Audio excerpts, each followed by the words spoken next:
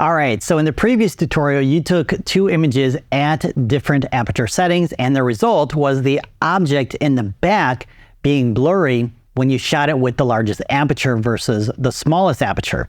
In photography, this is referred to as the depth of field, and the depth of field refers to the amount of your image that is in focus. Therefore, a small depth of field has less in focus versus a larger depth of field.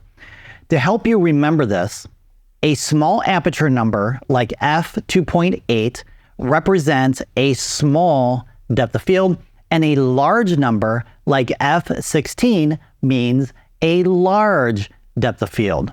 Now, you may have realized a weird phenomenon, and that is a small aperture number like f2.8 has a very large hole compared to an aperture of f22. So why is that? Well, you're going to find out right here, right now. All right, so as we discussed earlier in a previous tutorial, an aperture number in photography is referred to as an f number, and the numbers are listed like this: f1.4, f2.8, f4, and so on.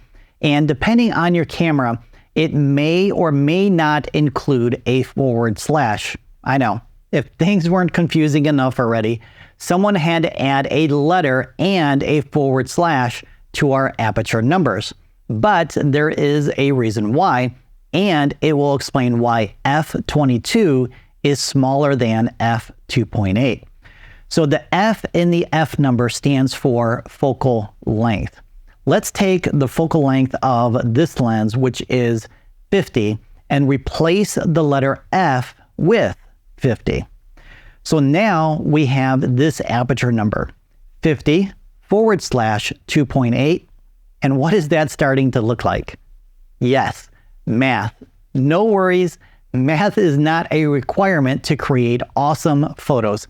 Stick with me for another 17 seconds and this will all make sense. All right, so if we divide 50 by 2.8, that equals 17.86. Then, if we take 50 and divide it by 22, that equals 2.27. So, which one is a smaller number? That's right, 2.27. So, in photography, f22 is a smaller hole or aperture versus f2.8. Now, the question is, how can you use what you've learned to be more creative? Well, let's look at some more images to reinforce what you've learned so far. So for this image, I wanted a photo of our son, and it was a cold, wintry day. And it was hard enough as it was to convince him to pose for some photos. So traveling to another location was out of the question. So our backyard would have to do. And we have this big red shed and an old rickety fence not that far behind. So the one thing I didn't want for this photo was either one of those to be included in the shot, or at least to minimize them. So what aperture would I need to achieve this? Yes, a large aperture. And I used f2.8 to blur out the background. Now, sometimes when you're shooting landscape photos, you may prefer to have a large depth of field or to have more of the foreground and background in focus. And for that, what aperture would you need? That's correct, a small aperture. So for this image, I used f11 to create a large depth of field to get the foreground and background in focus, which helps tell the story of this couple's wedding day. Now, for our next demonstration, we are going to go outside in my backyard here, so I can demonstrate other factors that will affect how much of the image is in focus or not. And I volunteered my daughter to help us out. Now, just so you know, I'll be using aperture priority mode, and we'll have the camera set to auto ISO. This way, I can choose my aperture, and I'll let the camera decide on the ISO and shutter speed. So let's head on outside. All right, so we're going to take several photos to demonstrate depth of field and how you can control depth of field with different factors. So the first two images I'm going to shoot at 1.4, which is the largest aperture for this lens, and then a second photo at f/16, which is the smallest aperture for this lens, and then we'll compare those two images to see how those aperture settings affect depth of field. So I'm going to go ahead and shoot at f/16 first.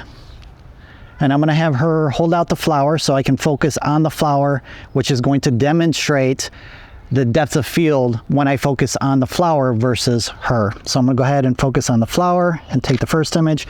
Now I'm going to change to 1.4 and take a second image. All right, let's compare those images now.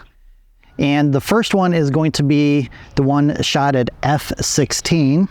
And we can see that there's a large depth of field and a lot of the elements in the scene are in focus. Now let's compare that to 1.4. We can see that the flower, the stem, and her hand is in focus, but the rest of the scene is not. So she's blurry in this image, as well as the elements in the back, the fence, and the houses in the back are blurrier than the subject, and the further the elements from her, the more they become blurred out. All right, so remember what we talked about before. When you have a small aperture number, that's going to result in a small depth of field or less of the image being in focus. When you have a large aperture number like f/16 or f/22, you're going to have a larger depth of field and more of the image is going to be in focus. Now I want to demonstrate another way you can control depth of field, and what I'm going to do is I'm going to step back about 15 feet here and take two more images at 1.4 and then another at f/16. Okay, so I'm going to go ahead and shoot at f/16 first. Okay, I'm going to switch to 1.4 now. All right, let's take a look at these images now. And the first one is at f/16, and just like before, we have a large depth of field, but check out what happens when you shoot at 1.4 and you're further from the subject. So this time she's in much sharper focus than before, so she's not as blurry, but the background, even though it's more in focus, it's still blurry. All right, so distance is another way of controlling your depth of field. So the closer you are to the subject that you're focusing on, the shallower or the smaller the depth of field, or the less of the image that will be in focus, and the greater the distance between you and your camera and the subject you're focusing on, the greater the depth of field, or the larger the depth of field, or the more of the image that will be in focus.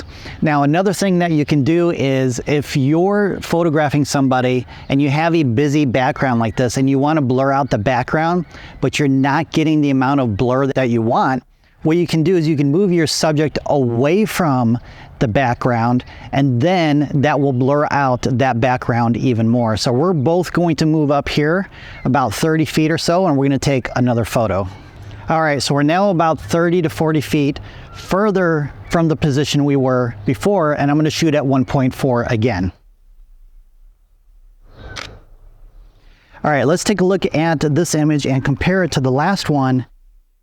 So as you can see, we have a fairly large depth of field, but compared to the last image, the background is much more blurred out than it was before. So again, distance helps affect or control the amount of the image that is in focus. Now, another thing that you can do to control the amount of depth of field, if you can't move your subject away from the background because maybe you're photographing a tiger at the zoo or you're on safari, and for obvious reasons you can't get closer to that tiger, or you can't ask that tiger to move away from the background, what you can do instead is change your lens from shorter to longer. So I'm going to change my focal length here from 50 to 200 and shoot another photo to compare that to the image that we just took.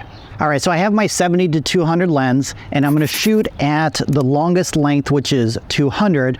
Now for this lens, the largest aperture I have is 2.8. So I can't shoot at 1.4, so technically it's a smaller aperture versus the one we shot previously with the shorter focal length. So I'm gonna have her hold up that flower again. I'm gonna focus on that flower and take another image. Let's go ahead and compare this image now to the one we did previously. So as you can see, the flower, the stem, and her hand are in focus, but she is no longer in focus like it was with the last image at 1.4, and definitely the background is more out of focus than it was previously as well. So that's another option for controlling your depth of field by using a longer lens. Now, we've gone over a lot of information in this tutorial, and there's a lot to remember. So what I want to do now is I want to jump back into the studio and share a secret that will help you remember quickly and easily everything you've learned so far in this tutorial. So let's go ahead and head back inside. All right, now that you know the creative aspects of the apertures, how it affects depth of field, and how distance affects the depth of field, it's time to take your knowledge and apply it, since knowledge is not power, action is. And that's because the best way to learn photography is to shoot and shoot some more. So remember, adjust your aperture based on the amount of depth of field you prefer, and don't forget to adjust the ISO if needed. Next up is discovering how to use the shutter priority mode and how to use the shutter speed creatively. So if you're ready to elevate your photographic skills even more, click right there to get started.